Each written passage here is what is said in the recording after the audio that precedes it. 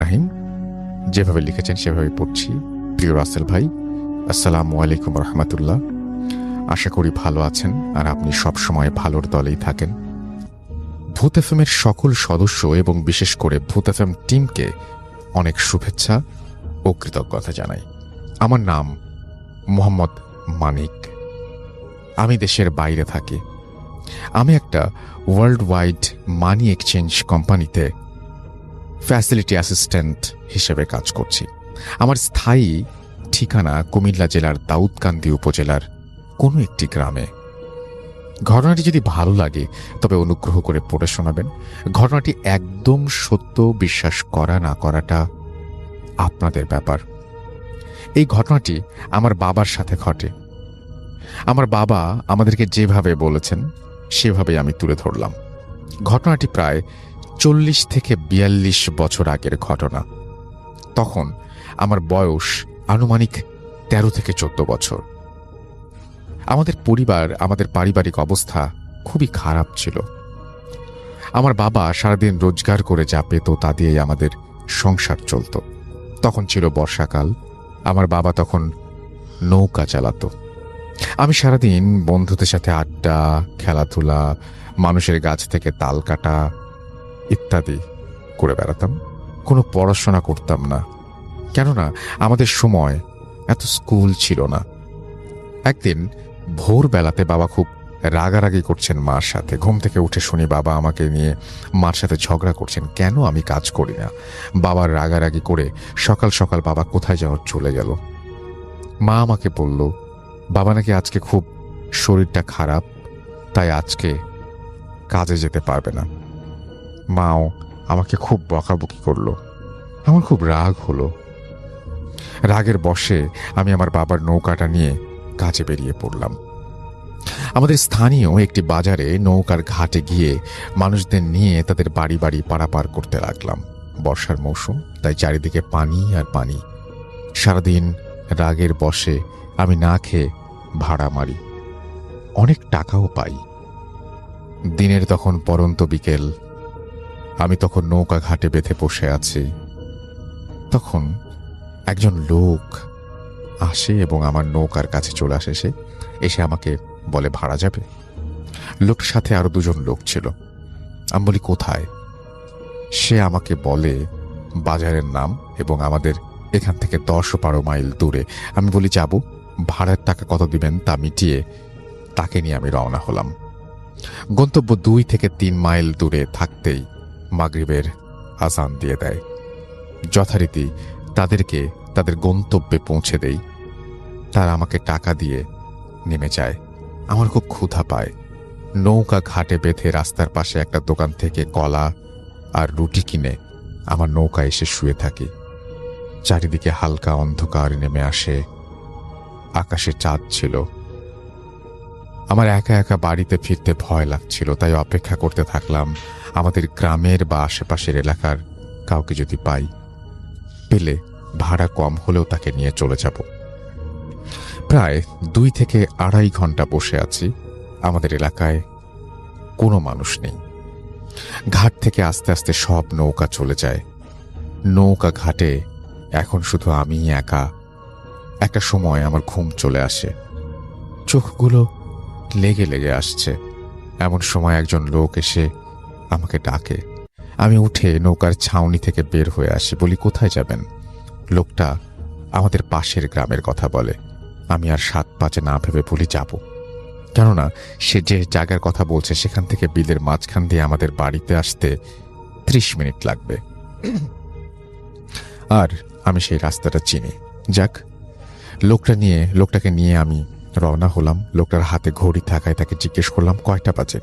সে বলে 9টা বেজে 10 মিনিট। আকাশে চাঁদের আলো, সারা বিল দেখা যাচ্ছে। কতক্ষণ হয়েছে জানি না, আনুমানিক 2-2.5 ঘন্টার মতো হবে। তাকে বাড়িতে নামিয়ে দেই।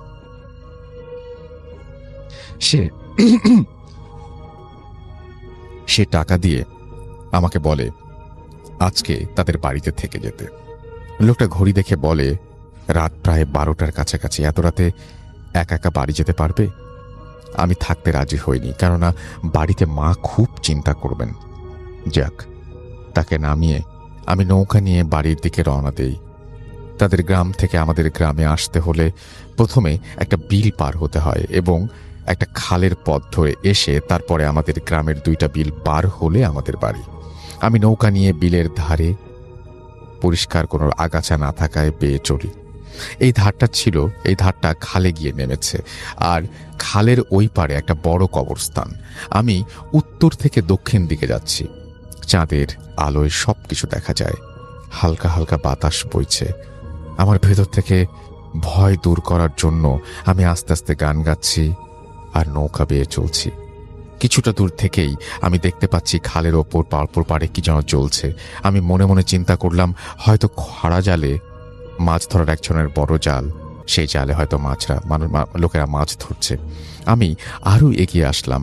এখন ভালো করে খেয়াল করে দেখলাম এটা কোনো খরা জাল নয়, সাদা সাদা কাপড় পরা, অনেক লম্বা লম্বা অনেকগুলো মানুষের মতো।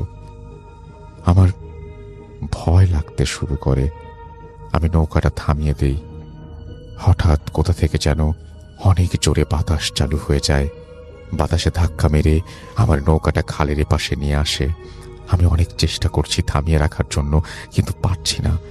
ওই পারে কবরস্থানে তাকিয়ে দেখি, যা দেখে আমার সারা শরীর একদম শক্ত হয়ে যায়, আর মনে হচ্ছে এখনই বুঝি আমার মৃত্যু হবে।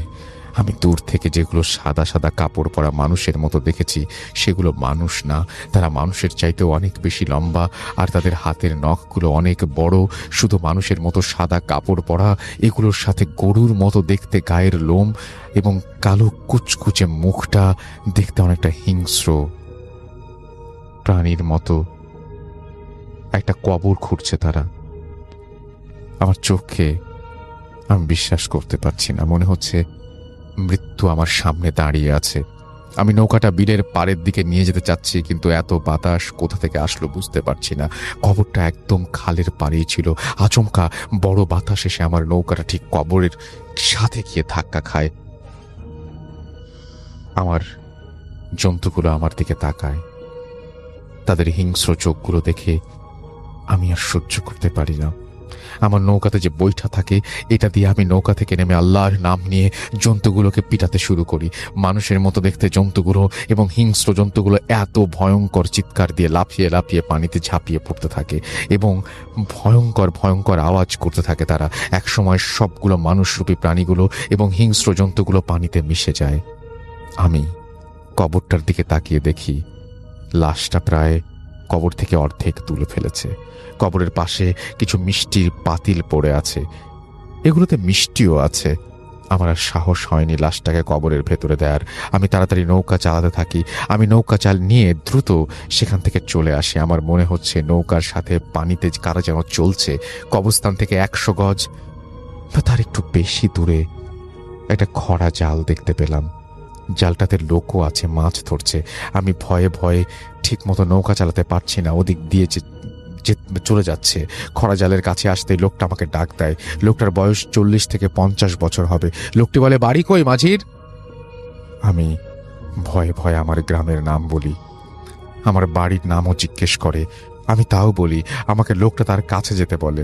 আমি ভয়ে ভয়ে বলি, কেন কাকা, আমার তাড়াতাড়ি বাড়িতে যেতে হবে। আমি তো আপনার জালের কোনো ক্ষতি করিনি।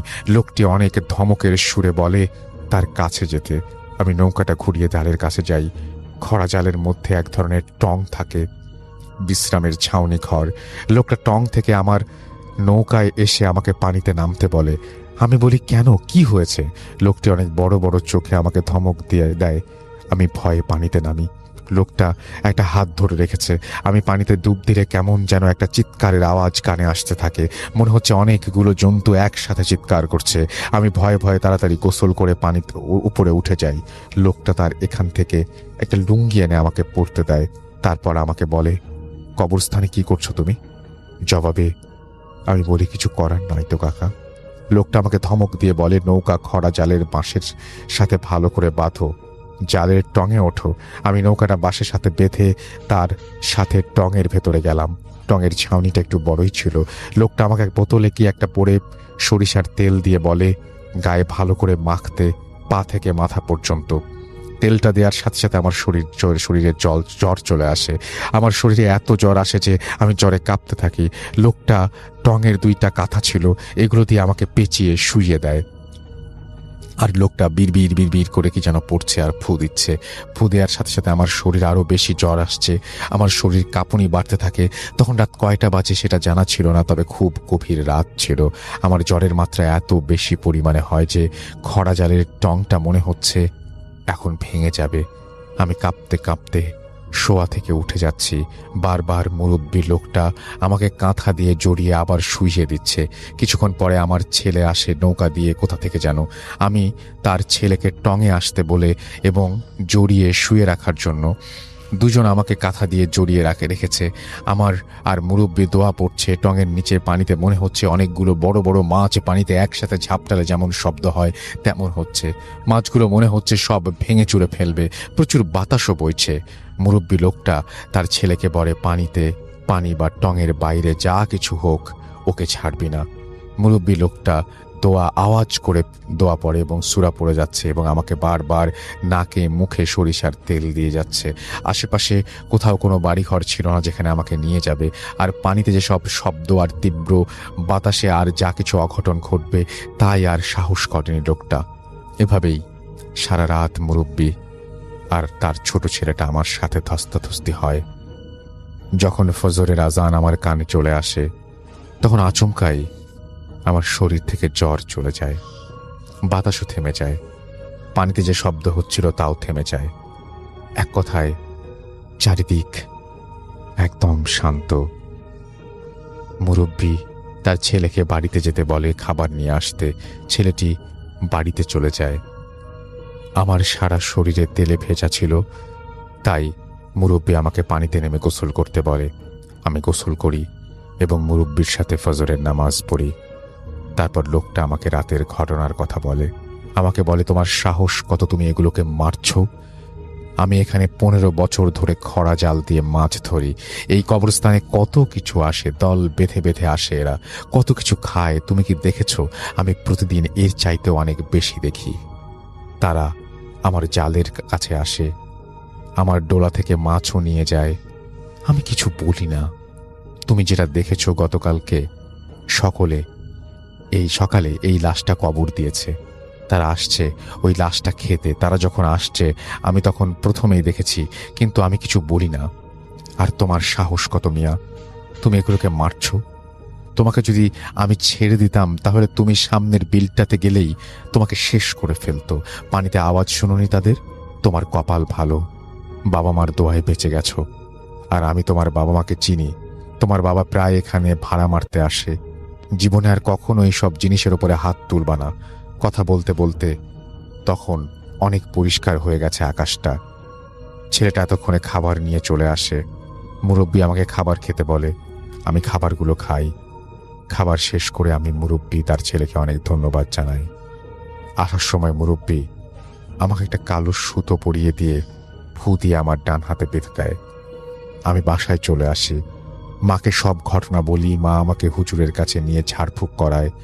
পরে আমার আর কিছু হয় না। এই ছিল আমার ঘটনা। ভালো লাগলে পড়ে শোনাবেন। বর্তমানে আমার বাবার শারীরিক অবস্থা ভালো না। সকলের কাছে দোয়া চাই যাতে আল্লাহ আমার বাবাকে সুস্থতা দান করেন। কাজের ব্যস্ততার কারণে লেখার সময় পাই না, তবুও লিখে ফেললাম। যদি কোনো ভুল হয় ক্ষমার দৃষ্টিতে দেখবেন।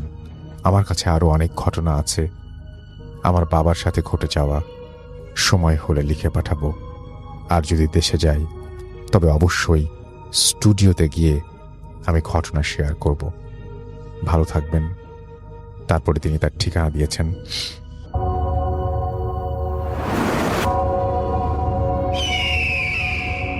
Welcome back. আপনাদের সবাইকে স্বাগত জানাই। আমি রাসেল। আশা করছি আপনারা সবাই ভালো আছেন, ভালোর তলে আছেন।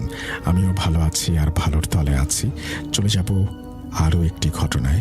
যদি ভালো লাগে সাথে থাকবেন। করবো সেটা হচ্ছে আমাদের প্রথম অতিথির কাছে চলে যাব, তার কাছে একটা ঘটনা শুনে আসবো। আপনার নামটা আপনি প্লিজ একটু আমাদেরকে বলবেন এবং তারপরে আপনার ঘটনায় যাব আমরা। জি, আসসালামু আলাইকুম। ওয়ালাইকুম আসসালাম। আমি মোহাম্মদ মোস্তাফিজুর রহমান রোমেল, এসেছি পুরান ঢাকা লালবাগ থেকে। ওকে, আপনার ঘটনা আমার ঘটে? সাথে ঘটে যাওয়া বেশ কিছু ঘটনা আছে, সেখান থেকে আমি একটি ঘটনা আপনাদের সাথে শেয়ার করব আজকে। জি সেটা হচ্ছে আমার সামনেই ঘটে যাওয়া ঘটনাটি। আমি সরাসরি চলে যাচ্ছি আমার ঘটনায়। জি। ঘটনাটি ঘটে আমার মামির সাথে। সেখানেই আমি ছিলাম উপস্থিত। সেই ঘটনাটাই আমি আজকে আপনাদের সাথে শেয়ার করছি। জি স্বাভাবিকভাবেই কর্মদিবস ছিল সেদিন। আমি অফিস থেকে বাসায় ফিরি। আমার বাসা থেকে মামার বাসা কাছেই, জাস্ট একটা রাস্তার দূরত্ব। অফিস থেকে আসার পর মা বলল, তোর মামা ফোন করেছিল, ওনাকে একটু কল দে, জরুরি কিছু বিষয় মনে হয়, একটু কল দিতে বলেছে আচ্ছা। জরুরিভাবে। তো আমি ফোন দিলাম মামাকে, হাত মুখ ধুয়েই। মা বলল, তুই একটু তাড়াতাড়ি পারলে এখনই চলে আয়, তোর সাথে একটু কাজ আছে। জি। তো আমি চলে গেলাম, সাথে সাথেই মাকে বলে গেলাম আমি মামার এখানে যাচ্ছি, এটুকু বলে আমি বের হয়ে গেলাম। মামা উপরে গিয়ে মামার সাথে দেখা করলাম। মামা আমাকে তার ড্রয়িং রুমে নিয়ে গেলেন। স্বাভাবিকভাবে একটু বললেন যে তোর মামির সাথে কিছুদিন যাবত একটু কেমন যেন আচরণ করছে, হুম তো একটু তোর কি একটু দরকার। আমি বললাম, কি ঘটনা মামা, আমাকে একটু বুঝিয়ে বলেন, তাহলে আমি দেখি আপনার কোনো হেল্প বা কোনো কিছু করতে পারি কিনা। রাইট। তো বললো, তোর মামি কিছুদিন যাবত দেখছি কেমন যেন আচরণ করছেন, জি হঠাৎ করে রেগে যায়, কথা ঠিক মতো বলে না, চোখগুলো কেমন যেন হয়, আর স্বাভাবিক খাবার খাওয়া ছেড়ে অন্যরকম কিছু খেতে চায়, যেগুলো মানুষ খাওয়ার যোগ্য না, এরকম কিছু। আচ্ছা। আমি বললাম, কেমন? বললো যে এমন তো কিছু না, তেমন তো কিছু দেখিনি, তবে কয়লা খেতে চায় বারবার। কয়লা? জি, কয়লা খেতে চায়। আমি বললাম, এটা কেমন? বললাম, তুই তোর একটু দরকার, এই কারণে আমি একজনকে ডাক দিয়েছি, উনি আসছে, আমাকে আনতে গিয়েছে, একটু অপেক্ষা কর, উনি চলে আসবে, চলে আসলে ওনার সাথে আমি থাকবো, তুই যা শুধু আমার সাথে একটু সঙ্গ দিস, এই জি। আরটুকু না, আমি একটু ভয় পাচ্ছি তো বিষয়টুকু। এমন ঠিক আছে মামা, সমস্যা নেই, আসুক। তো এর মাঝে আমি মামির রুমে গেলাম, মামিকে দেখি যে না, উনি স্বাভাবিকই আছেন, আরো বেশ কিছু গেস্ট এসে পড়ছেন ওনাকে দেখার জন্য। তাই বললাম, মামা মামি তো দেখি যে ঠিকই আছেন। বললো, ঠিক আছে, ঠিক আছে, এখন ঠিক আছে, কিন্তু একটু পর দেখি চেঞ্জ হয়ে গেছে। এমন কেমন? বলো, তুই সামনে একটু কয়লা এনে ধর, দেখ চেঞ্জ হয়ে যাবে। আমি বললাম, না তাহলে থাক, যাকে ডাক দিয়েছেন উনি আসুক, ওনার সাথে না হয় আমি দেখবো না বাকিটুকু।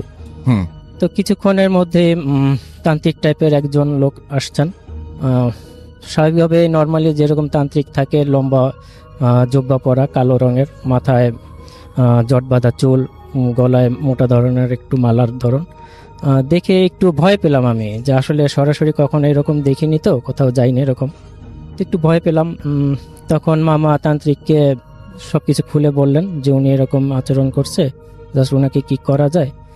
তো তান্ত্রিক বলল, আসলে আমার তো আসনে বসতে হবে, বসে তারপরে আমি পুরো বিষয়টা উপলব্ধি করে তারপরে আমি কি সমাধান দেওয়া যায় সেটা আমি দিব। বললো যে ঠিক আছে, তাহলে আপনি আপনার জন্য কি কি লাগবে? বললো যে আপাতত তুই কয়েক 5 পদের মিষ্টি আন, হুম একটু দামি ধরনের মিষ্টি আনতে হবে, আর কিছু গোলাপ জল, আগরবাতি, মোমবাতি আর আচ্ছা। ফুলের মালা, আচ্ছা। এগুলো একটু জোগাড় কর, আমি এর মধ্যে আমি আমার প্রস্তুতি সম্পন্ন করছি। জি তো সেগুলো আনার জন্য একজন লোক চলে গিয়েছেন, কিছুক্ষণের মধ্যে এগুলো নিয়ে আসলেন। নিয়ে এসে আলাদা একটা রুমে নিচে ওনারই নিয়ে আসা একটা কাপড়, আসনের মতো, উনি সেটা বিছালেন। আর যে দ্রব্যগুলো এনেছেন, মিষ্টি বা আদার্স যে জিনিসগুলো, হুম সেগুলো উনি মোটামুটি সাজালেন। সাজানোর পর আমাকে এবং মামাকে, আর সাথে আরেকজন মামার ফ্রেন্ড ছিলেন, ওনাকে বলেন, আমি সব কিছু তৈরি করেছি, এখন আমি বসবো, আসনে বসার পর আমার সাথে যা ঘটবে সেটা আমার সাথেই ঘটবে, আপনাদের ভয় পাওয়ার কিছু নেই, আচ্ছা।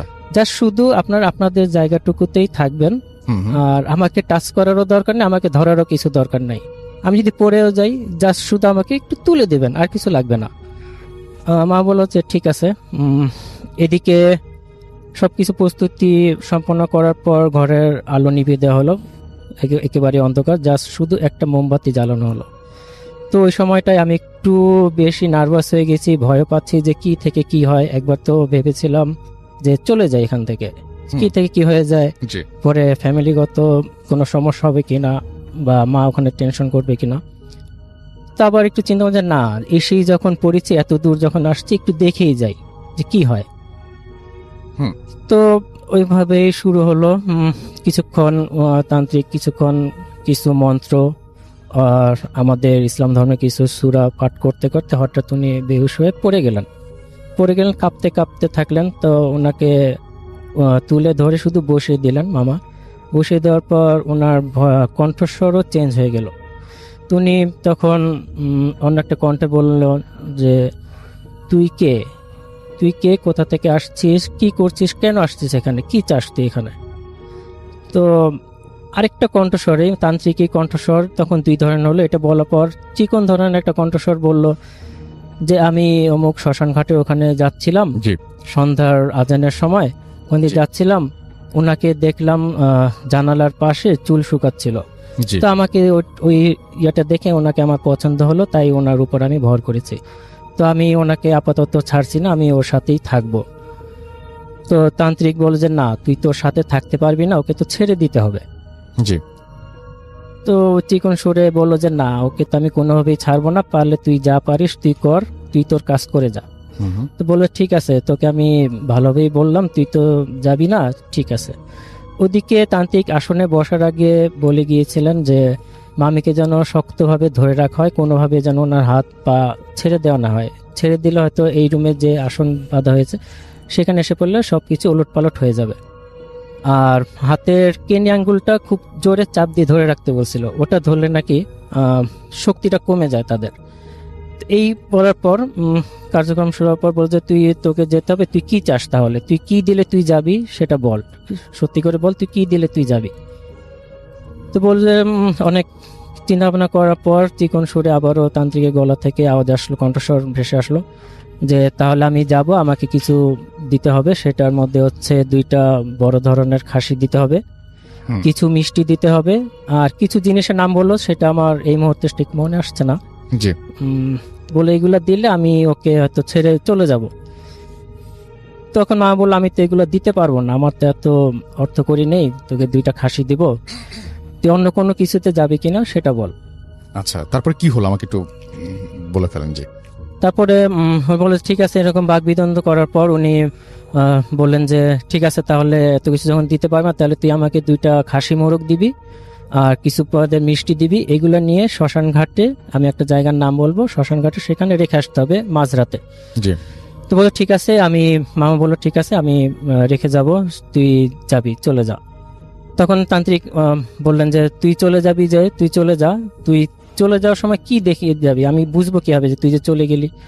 বলে তখন বললো যে চলে যাওয়ার সময় আমি একটা জিনিস ফেলে যাব। তো বললো যে ঠিক আছে, তাহলে তুই যা, তোকে আমি কালকে এগুলো সব তোর জায়গা মতো আমি পৌঁছে দিব।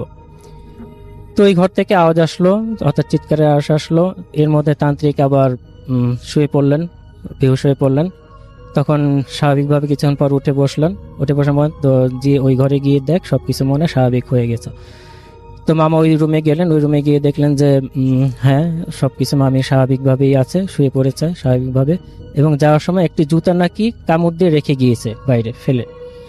তো কে ফেলে রেখেছে সেটার দিকে আর কেউ নজর দেয়নি। হুম এই ছিল আর কি। তো তান্ত্রিক সবকিছু ঠিক হয়ে যাওয়ার পর আমি চিন্তা করছিলাম যে এটা তো সাজানো হইতে পারে। আমি তখন একটু অবিশ্বাসী করলাম যে এটা কেমনে কি হলো। তখন স্বাভাবিক হওয়ার পর তান্ত্রিক আমাকে দিকে তাকালেন, তাকিয়ে বললেন তুই এই দিকে আয়, তোর কোমরে কি? আমার কোমরে কি, সেটা তো আমার মা দিয়েছে, আমি ওখানে রাখি আর কি, কোমরেই থাকে সবসময়। কই তোর কোমরে যেটা আছে সেটা তো তোর মামিকেই দিতে পারিস, তোর মামিকে দিলে তো আজকে এই ঘটনা ঘটে না। এবং ওটা এটা মামাকে বলতে এটা পারিস। জানার কথা না, রাইট? জি, এটা আমি সেখানে আমি অবাক হয়েছি যে আমার কোমরে কি আছে সেটা তো ওনার জানার কথা না। আর ওনার সাথে আমার দেখাই হয়েছে সেই দিন প্রথম, জি। এর আগে কোথাও দেখা হয়নি, এর আগে কোনো কথাবার্তা হয়নি। তো মোটামুটি এইটুক করার পর তান্ত্রিক বললো যে তাহলে ওইগুলো সবকিছু অ্যারেঞ্জ করেন, অ্যারেঞ্জ করলে আমি সেটা শ্মশানে যেখানে রাখতে বলেছে আমি সেটা রেখে আসবো আমার লোক দিয়ে, আপনারা তো সেখানে যেতে পারবেন না, ভয় পাবেন, হুম। আমাকে দিয়ে দেন, আমরা সেখানে রেখে আসবো। এরপর উনি 4টা তাবিজের মতো দিলেন, বলেন যে 4টা 4 কোণার ঘরের 4 কোণায় দিয়ে দিতে, তাহলে আপাতত ঘরটা বন্ধ থাকবে, মামির কোনো সমস্যা হবে না। মোটামুটি এই ছিল আমার দেখা ঘটনাটি, অনেক যেটা ধন্যবাদ আপনাদের সাথে আপনাকে। শেয়ার করলাম। অনেক ধন্যবাদ আপনাকে। আমরা ছোট্ট একটা বিরতি নেব এবং বিরতির পরে আবারও ফিরে আসবো। সেই পর্যন্ত আশা করছি আমাদের সঙ্গেই থাকবেন। স্টে টিউনড টু রেডিও ফুরতের FM and 240 40 Hoot FM. The night comes alive. বিশ্বাস করা না করাটা আপনার ব্যাপার।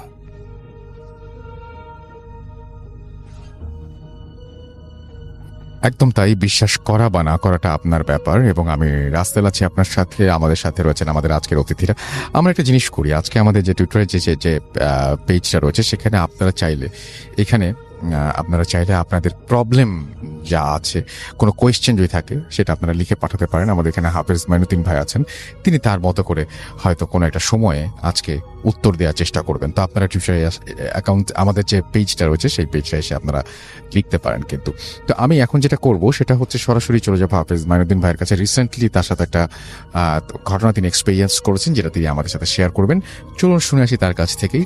মাইনুদ্দিন ভাই কেমন আছেন? আসসালামু আলাইকুম। ওয়ালাইকুম আসসালাম। আলহামদুলিল্লাহ ভালো আছি। জি। আমি আজকে যে ঘটনাটা শেয়ার করতে যাচ্ছি সেটা অল্প কদিনেরই। একটা মাদ্রাসার মেয়ে, ও ওজিফা একটা বই থেকে জিন কিভাবে হাজির করতে হয় সেই আমলটা সে করছে। সে যখন বইটাতে দেখছে জিন হাজির করার আমলটা, তখন তো ওর ভিতরে একটা আগ্রহ জন্মে যে জিন হাজির করবে। তো প্রায় 1 মাস 1.5 মাস ওই আমলটা করেছিল, কিন্তু তার কোনো অনুভূতি আসে নাই। সে ব্যর্থ হয়েছিল, সে কিছুই দেখতে পারে নাই, সে ভুলেও গেছে। তো বিশেষ ঘটনা হয় 6-7 মাস পর, যা এখন বর্তমানে ওর অবস্থা। তো 6-7 মাস পর তার সাথে এই ঘটনা ঘটে। সে অল্প কয়েকদিন আগে তাকে রাত্রিবেলায় তার কাছে আসে এবং এসে তার নাম ধরে ডাকে, বলে যে তুমি যে আমাকে স্মরণ করতেছিলে, তুমি যে আমাকে ডাকতেছিলে, আমি আসছি, কিন্তু আমার সাথে দেখা করতে হলে, আমাকে হাজির করতে হলে, তোমাকে হাজি ব্যক্তিরা যেভাবে এহরাম বাঁধে, তোমার গায়ে এভাবে এহরাম বাঁধতে হবে, চোখে সুরমা পড়তে হবে, খুশবু লাগাতে হবে এবং কাঁচা ফুলের মালা দিয়ে ঘরটাকে সাজাতে হবে। তারপরে আমি তোমার সাথে দেখা এবং হাজির নাজির কাছে থাকবো। তো এইগুলো যখন প্রায় ওকে দেখাতো, ওর বাবা মাকে সেইগুলো বলতো, ভয় পেত, কিন্তু সেইগুলো কখনো করেনি। হেরাম বাঁধে নাই, কোনো কিছুই সে করে না, কেন এগুলো করবে না, এতটা ওর জন্য কঠিন ছিল এগুলো করাটা, এই জন্য সে করে নাই। তো বেশ কয়েকদিন বলার পর সে যখন দেখে এগুলো করে না, তখন সে এখন সেই জিনটা তাকে আঘাত করে। সে মাঝে সাঝে প্রায় দেখে যে যখন ও ঘুমাতে যায়, তার বালিশ থেকে হাত বের করে ওকে আঁচড় দেয়, দুপাশ থেকে 2টা হাত বের করে এবং তাকে খুব আঁচড় দিতে থাকে, মারতে থাকে, আঘাত করতে থাকে।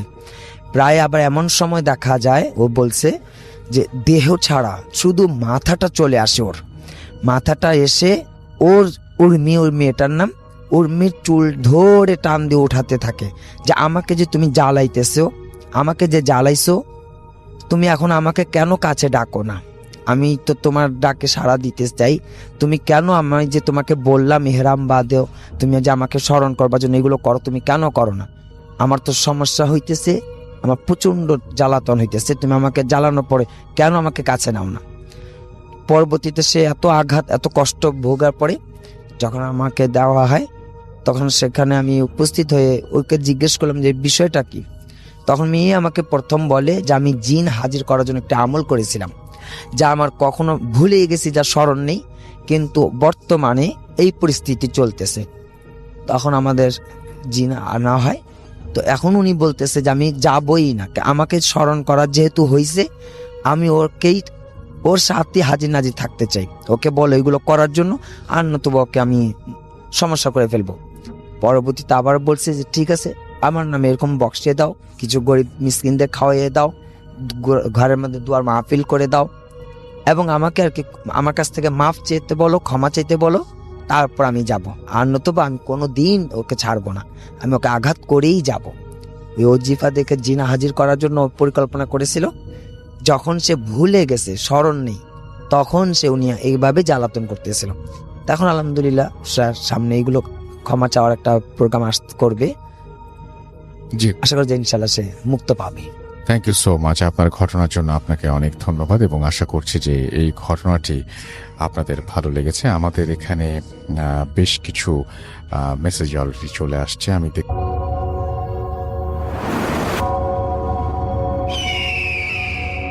Welcome back. আপনাদের সবাইকে স্বাগত জানাই আমি রাসেল। আশা করছি আপনারা